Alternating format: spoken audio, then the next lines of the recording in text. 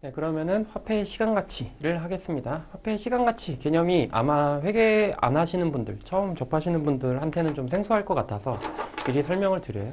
왜냐면 그냥 기본 개념 정도 설명드릴 건데 잘 이해가 되셨으면 좋겠습니다. 저도 이제 회계 공부를 좀 오래 했으니까 뭐 실무도 많이 하고요. 근데 처음에 생각났을 때 제일 이해 안 됐던 게 이 화폐의 시간가치거든요.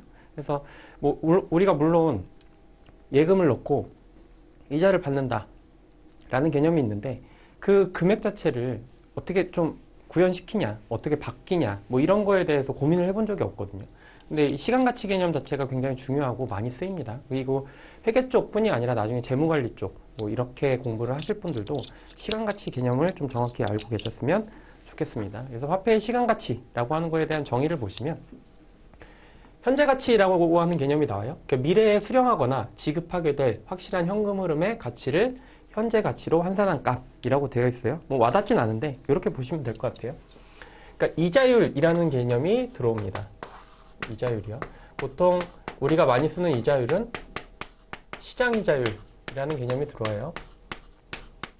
그래서 오늘 뭐 설명드릴 때는 시장이자율은 무조건 10%로 정의를 하고 가정을 해볼게요. 진행을 해보겠습니다. 근데 만약에 지금 이런 거죠. 그러니까 지금 현재 100원이 있습니다.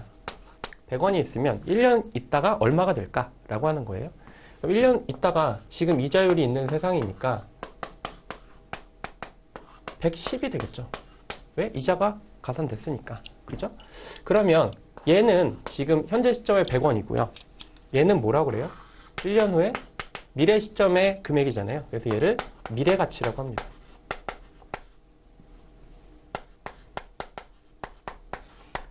그리고 1년이 더 있었어요. 예를 들어서. 그러면은 이 110원 자체가 또 10%의 이자가 가산되겠죠. 그죠? 그러면 얘가 이렇게 가서 121원이 될 거다라고 하는 거죠. 그러니까 1년 후에 100원의 미래 가치는 110원이고 2년 후에 미래 가치는 121원이다. 이렇게 정의할 수 있겠죠. 그래서 여기 보시면 오른쪽 미래로 갈 때는 1 플러스 시장 이자율만큼 곱해주면 돼요. 지금 현재 시장 이자율 자체가 10%잖아요.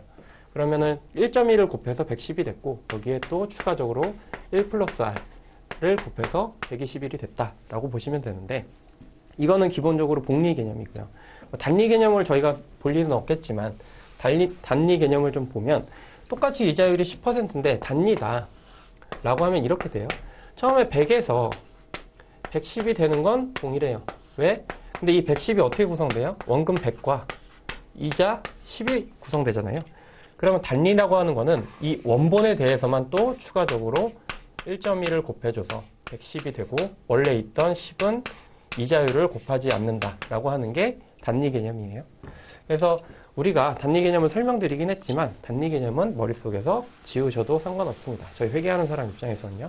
그래서 어쨌든 지금 중요한 건 자, 지금 현재 100이 있고 이자율이 있는 세상이 있다라고 하면은 이자율이 10%다라고 하면은 1년 후에 그 이자를 가산한 금액 자체가 110이 될 거고 그리고 또 1년 후에는 110에 1.1을 곱해서 121이 될 거다라고 하는 거예요. 두 번째, 미래가치 개념에 대해서 공부를 했으면 이제 현재가치 개념을 공부해야겠죠. 처음에 1년 후에 100을 받을 돈이 있다. 혹은 100을 지급해야 된다. 근데 1년 후에 100이 지금의 100과 같냐? 당연히 아니겠죠. 왜? 이자율이 있기 때문에 이자율에 그냥 위험 없이 은행에만 넣어놔도 10%의 이자가 붙는데 굳이 이쪽 100과 1년 후의 100과 이거의 100의 금액이 같을 이유가 전혀 없다라고 보는 게 이제 회계적인 관점이죠. 그러면 자 우리가 100이 지금 1년 후에 110이 됐잖아요. 그러면 100이 1년 후에 100이 지금 현재 얼마가 될까요? 이렇게 오는 거죠. 반대로. 그래서 사실 미래로 가는 건 별로 중요하지 않습니다. 저희 입장에서는. 저희가 현재 가치가 중요하기 때문에. 그러면 곱했으니까 나누면 되겠죠. 그래서 곱하기 1 플러스 R에 1을 곱해주면 이게 아마 90.9가 나올 거예요. 그렇죠? 그러면 우리가 오른쪽으로 갈 때, 미래로 갈 때는 이자율 플러스 1을 곱해주고 그리고 왼쪽으로 올 때, 현재로 올 때는 이자율 플러스 1을 나눠준다라고 생각하면 되고 또 하나, 이 2년 후에 100을 받을 돈이 있다. 근데 지금 회계 처리를 이 시점에서 해야 되잖아요. 그러면 그 금액을 어떻게 구할까라고 하는 건데 이것도 마찬가지. 한 번 그리고 두 번 나눠주면 그 금액이 나올 거잖아요. 그럼 100에다가 우리가 이자율이 10%니까 이거를 두 번 나눠주면 그 금액이 82.64가 되는 거죠. 그래서 기본적으로 생각해야 될 건 지금의 100과 1년 후의 100과 2년 후의 100은 각각 지금 시점에서 봤을 땐 다른 금액이다 라고 하는 거. 그래서 지금의 100 그리고 1년 후의 100은 90.9 2년 후의 100은 82.64다 라고 보시면 되고 또 이런 걸 응용해서 다양하게 금액을 만들 수 있죠. 그러니까 어떤 상황이 발생을 했는데 2년 후에 100을 주는 경우가 있을 수 있고 이렇게 계산할 수도 있잖아요. 그러니까 1년 있다 100을 줄 거고 2년 있다가도 100을 똑같이 줄게 라고 하는 현금 흐름 자체가 있을 수 있어요.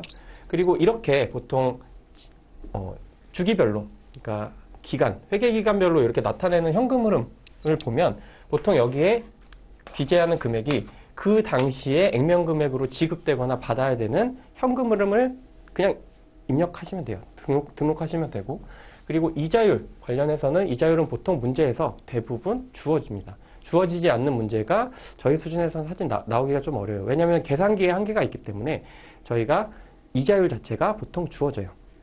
그러면 지금 1년 후에 100을 받고 2년 후에 100을 받는 이 상황에 대해서 지금 그 현금 흐름에 대한 가치가 얼마냐라고 하면 자, 100을 받는데 1년 후에 받으니까 1.1을 나누면 될 거고 100을 또 받는데 2년 후에 받으니까 1.1의 제곱을 나누면 되지 않겠냐.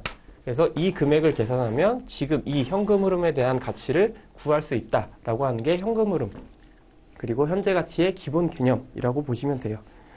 그럼 이 금액이 아마 173.55가 될 거예요. 이런 건 계산해 보시면 되니까 계산기로. 그리고 또 하나 좀 중요하게 많이 나오는 게 이런 현금 흐름이 있습니다. 나중에 보실 거예요. 그래서 좀 한 번씩 봐두시면 미리. 자, 3년짜리입니다. 3년짜리도 어렵진 않죠. 01년, 02년, 03년인데 지금 회사가 사채를 발행했다라고 하는 거예요. 사채를 발행하면 지금 현재 돈이 들어오고요. 나중에 원금과 이자를 지급을 해줘야 되잖아요. 이런 현금 흐름을 발생시켰다라고 해볼게요. 원금은 만기 시점에 100을 갚아야 되고요. 그리고 표시이자, 회사가 그 채권자한테 주기로 약정한 금액이 8이다 라고 가정을 해볼게요. 그럼 이거에 대한 가치를 구해야 된다. 그래야 지금 회계 처리를 할 수 있잖아요. 이거 어떻게 구할까요? 얘는 한번 1.1 나눠주면 되고 얘도 1.1의 제곱을 나눠주면 되고 얘도 1.1의 3승을 나눠주면 이때의 현재가치 금액 요 현금 흐름에 대한 총 현재가치 금액이 나오겠죠. 그죠? 그걸 계산하는 것도 물론 중요한데 이게 95.03이 나올 겁니다. 근데 요거를 한번 이렇게 정리를 해볼게요. 자, 8을요 앞으로 한번 끄집어 볼게요. 그러면 1.1 그리고 1.1의 제곱 그리고 1.1의 3승 이렇게 끄집어낼 수 있죠. 그리고 이 현금 흐름은 100에 대해서 1.1의 3승만큼 이렇게 계산이 되어 있겠죠. 그렇죠? 나중에 하실 건데 어쨌든 우리가 이렇게 이자율이 주어지고 그 금액에 대해서 직접적으로 곱하고 나누고 하는 경우는 사실 별로 없고요. 요 금액을 보통 소수점 단위로 주어집니다. 그래서 나중에 얘를 현가계수라고 하고요. 그리고 8이 매년 발생하잖아요. 매년 발생하니까 연금 받는다라고 생각하시면 요 금액 자체를 연금 현가계수라고 해서 주어줘요. 그래서 지금 말씀드리고 싶은 건 야, 이거 계산하는 거 그래. 지금 안 될 수도 있죠. 근데 지금 뭐예요? 현가계수라는 개념 그리고 연금 현가계수라는 개념 혹시 그게 안 된다라고 하면은 오른쪽 갈 때 미래 갈 때 곱하기 주어지는 이자율에 곱하기 그리고 왼쪽으로 올 때 현재로 들어올 때 그 나누기 한다. 그거를 이렇게 알고 계셨으면 좋겠어요. 그래서 현재 가치라고 하는 거 미래 가치를 구할 일은 별로 없을 거니까 현재 가치라고 하는 거를 보면 미래에 수령하거나 지급하게 될 확실한 현금 8 100을 말하죠. 그리고 확실한 현금 흐름의 가치를 현재 가치로 환산한 값. 그래서 이자율이 주어지면 그 금액으로 나눠서 땡긴다. 왼쪽으로 한 번 가면 곱하기 1.1분의 1. 두 번 가면 1.1 제곱분의 1. 이런 식으로 한다라고 되어 있고, 현재 100은 이자율이 10%인 경우 1년 후 110의 가치가 있다라고 되어 있고, 현재 100원의 가치는 1년 후에 110의 가치가 있는데 이렇게 곱해서 계산한다라고 보시면 되고, 반대로 1년 후에 100원이 현재의 90.9원의 가치가 있다라고 하는 건데 어떻게 구하냐라고 하면 100을 나누기 1.1로 계산을 해주면 된다. 이 두 가지 개념만 확실히 알고 계시면 좋을 것 같아요. 그래서 그 밑에 보시면 일반적으로 1년 이후에 현금이 유입되거나 유출되는 경우는 현재 가치로 평가하여 장부에 기재한다. 이게 핵심이죠, 사실. 이쪽 내용이 중요합니다. 그래서 장기 매출 채권. 장기 매출 채권은 2년 있다가 100 줄게라고 하는 거예요. 그럼 2년 있다 100과 지금의 100은 금액 자체가 다르죠. 1년 정도 차이 나는 건 그렇게 중요하지 않다라고 판단해서 일반적으로 현재 가치 평가를 하지 않아요. 근데 1년이 초과했다라고 하면 거의 무조건 대부분의 그 현금 유입 혹은 유출되는 금액들에 대해서 현재 가치 평가를 해준다. 이 정도 생각하시면 좋을 것 같아요. 장기 매출 채권, 장기 금융자산, 장기 매입 채무, 사채 등등의 1년 이후에 발생하는 현금 흐름에 대해서는 그런 현재 가치 전환을 해줘야 된다라고 보시면 좋을 것 같고요. 예제를 한번 넣어놨습니다. 예제를 보고 이해하셨으면 좋겠는데, 자 보시면 A회사는 01년 초에 잔금 금액이 80만 원인 토지를 B회사에 매각하고 02년 말에 B회사로부터 121만 원을 수령하기로 하였다라고 되어 있어요. 그러면 현금 흐름만 먼저 계산을 해볼게요. 01년, 02년. 사건은 언제 발생했어요? 이때 매각했죠. 그리고 이때 돈을 받기로 했어요. 근데 만약에 얘가 현재 가치 개념이 없는 세상에 산다 라고 하면은 이 금액을 지금 현재 시점으로 끌고 와서 이 금액이 받을 돈이니까 이렇게 기재를 하겠죠. 이 물음 1번을 보시면 현재 가치를 고려하지 않은 경우에 A사의 회계 처리라고 나와 있죠. 물론 여기 이자율이 주어지긴 했지만 현재 가치 고려하지 않는다라고 하는 건 이자율이 없다라고 생각하시면 될 거잖아요. 그러면은 장기 미수금 아직 못 받은 금액이잖아요. 왜? 미수금이라는 개정 과목에 대한 성격을 좀 더 보면 어떤 자산을 팔았을 때 내가 아직 받지 못한 금액, 사건이 먼저 발생하고 현금이 나중에 들어오는 요 상황, 발생이죠. 아까 이연 발생 공부하셨으니까. 그 내용인데 일단 여기서 회계 처리를 보시면 자, 장기 미수금이 바로 121만 원이 와요. 왜? 우리 회계하는 사람들 상식에서는 2년 있다 돈을 받는다? 121만 원을 받는데 그걸 바로 쓴다? 말이 안 되는 경우고. 그리고 이런 문제가 출제되진 않을 거예요. 회계에서는 없는 개념이긴 합니다. 근데 우리가 회계를 처음 접하다 보면 야, 2년 있다 121만 원 받는데 그럼 지금 121만 원 미수금 적어야 되는 거 아니야? 라고 생각할 수 있으니까. 그리고 추가적으로 장기 미수금이 지금 받을 돈이 121만 원 있다라는 뜻이잖아요. 근데 토지가 지금 80만 원짜리를 매각을 한 거잖아요. 매각을 했으면 121만 원 받기로 했으니까 나머지 41만 원이 80만 원짜리를 121만 원에 팔았으니까 그만큼 유형자산을 처분하면서 발생한 이익이라고 해서 손익계산서에 얘는 뭐였죠? 처분이니까 영업의 수익이 발생하겠죠. 그죠? 그리고 실제로 01년 12월 31일 아무것도 없죠. 근데 02년 12월 31일 갔는데 실제로 현금이 들어왔고 그거에 대해서 원래 장기미수금 내가 갖고 있던 권리 자체가 현금을 받으면서 없어지기 때문에 그 금액을 없애주면 된다라고 보시면 될 것 같아요. 그렇죠? 뒤로 가셔서 사실 이런 형태가 많이 나올 거예요. 그리고 이 형태 자체가 지금 이해 목적으로 좀 쉽게 적어놓긴 했는데 근데 나중에 가면 좀 복잡하게 나오긴 할 겁니다. 그래서 자 현재 가치를 고려한 경우 A사의 회계 처리 이렇게 나와 있죠. 그러면 장기 미수금의 현재 가치를 계산을 해야죠. 물론 2년 있다가 121만 원 주는 거 나도 알겠는데 지금 시점에서 그 121만 원이 나의 지금 현재 121만 원이 아니잖아 라고 하는 거에서 출발을 하고 말씀드렸다시피 오른쪽으로 갈 때는 지금 시장이자율이 10%니까 곱했고 왼쪽으로 현재로 올 때는 나눈다 라고 말씀드렸고, 기간 자체가 2년이니까 여기에 2번 정도 이렇게 계산을 해주면 되겠죠. 그래서 121만 원을 1.1의 제곱으로 나눠주면 그 금액이 이제 10만 원이 되겠죠. 그러면 아무리 2년 후에 121만 원을 준다고 했어도 지금 시점에서는 현재 가치 금액 자체가 100만 원이네 라고 생각을 하고 접근을 하면 돼요. 그럼 장기미수금, 내가 받아야 될 돈의 현재 가치 금액 자체가 지금 100만 원이다 라고 되어 있고, 그리고 토지가 지금 80만 원짜리니까 지금 현재 121만 원, 2년 후에 121만 원 받을 돈은 현재 가치 금액으로 100만 원이 되고요. 그리고 유형자산 처분이익이 20만 원이 잡히겠죠. 왜요?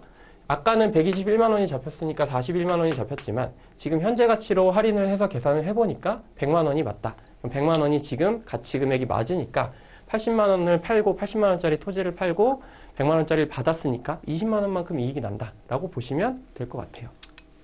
그렇죠? 근데 이 미수금이라고 하는 건요, 이자 개념이 접근한다고 했잖아요. 그럼 내가 아직 돈을 받지 못했어요. 돈이 쟤한테 받을 게 있는 상황이죠. 그럼 뭐가 발생해요? 보통 일반적으로 내가 돈을 지급해야 되는 의무가 있으면 이자 비용이 발생하겠죠. 근데 내가 받을 돈이 있어요. 그러면 이자 수익이 발생할 거고, 그 상대 계정으로 미수금이 증가하는 거죠. 왜? 아직 이자를 받지 못했기 때문에 나중에 이자까지 포함해서 한꺼번에 받겠다라는 뜻이에요. 02년 12월 31일 시점이 됐습니다. 이때도 원래 지금 장기미수금이 처음에 01년 1월 1일 시점에 100만 원이었는데, 근데 01년 12월 31일이 지나니까 10만 원이 받을 게 있네. 왜? 100만 원에 대한 이자 수익 자체가 발생을 했기 때문에 미수금 자체가 증가했고, 만약에 단리 개념이다 라고 하면 이런 회계 처리가 들어오진 않았겠지만 110만 원에 대한 10% 이자, 그래서 11만 원이 장기미수금으로 추가되고 거기에 대한 이자 수익이 발생했죠. 그리고 만기 시점에 현금이 실질적으로 들어오니까 내가 계산해야 하고 있는 장기미수금 121만 원의 금액 자체가 없어지면서 이 금액 자체가 미수금에 대한 권리 자체가 없어지죠. 보시면 요거 자체가 조금 어려울 수 있는데, 자 보세요. 처음에 장기미수금 100만 원이었죠. 그리고 1년이 지나서 이자 수익이 발생했습니다. 그리고 또 1년 02년 12월 31일 시점에 대해서 11만 원이 발생했어요. 이 금액의 총 합이 얼마예요? 121만 원이에요. 그래서 현금이 실질적으로 121만 원이 들어왔고 내가 가지고 있던 장기미수금에 대한 권리 자체가 121만 원이 없어지니까 이렇게 삭제가 되겠죠. 그렇죠? 앞으로 돌아가면, 그렇죠? 앞에는 뭐예요? 미수금 자체가 처음에 들어왔고 이자 수익 자체가 발생하지 않았어요. 현재 가치를 하지 않았기 때문에. 하지만 지금 이 시점에서는 저희가 우리 물음 2번에서는 회계 처리를 이런 식으로 진행한다 라고 되어 있고, 지금 현재 시점에서 요거 잘 이해 안 된다 라고 하는 것 어떻게 보면 좀 당연합니다. 당연한데 어쨌든 지금 중요한 거는 121만 원이 미래 2년 후 시점에 들어온다 라고 하면 그 금액의 현재 가치는 100만 원이다. 왜? 10%의 이자율이 있기 때문에 그렇게 생각하시면 된다라고 하는 거예요. 굉장히 중요합니다. 그래서 뭐 말씀드리고 싶은 건 일단 개념, 오른쪽 갈 때 곱하고 왼쪽 갈 때 나누고, 그리고 뭐 연금 현가계수, 현가계수 개념이 들어오면 그 설명은 나중에 한번 다시 드릴 거예요. 그래서 이쪽 좀 중요하니까 미리 한번 웜업 한다고 생각하시고 좀 보셨으면 좋겠고, 기본 강의는 한 요 정도 하면 될 것 같아요. 그래서 기본적인 내용들은 정리를 해드렸고, 물론 이제 기본 강의 중에서 이제 본 강의 가셔서 좀 추가적으로 보시는 보시는 내용들도 꽤 있을 거예요. 왜냐하면 중요하니까 강조를 한 번 더 드리고, 그리고 기본 강의 수강 안 하시는 분들이 꽤 있으신 걸로 알고 있습니다. 그래서 미리 좀 자세하게 해드릴 예정이긴 한데, 그래도 기본 강의를 수강을 하셨으면 저희가 이제 회계적인 용어를 얘기할 때 당연히 알고 계실 거라고 생략하고 말씀드리는 부분이 그래도 꽤 있어요. 아무리 좀 자세하게 설명을 드린다고 해도. 근데 그런 부분에 있어서는 기본 강의를 들으시고 좀 한 번 다시 복습을 하신 다음에 본 강의를 들으시는 것을 추천드리고, 기본 강의 들으시느라고 수고하셨습니다.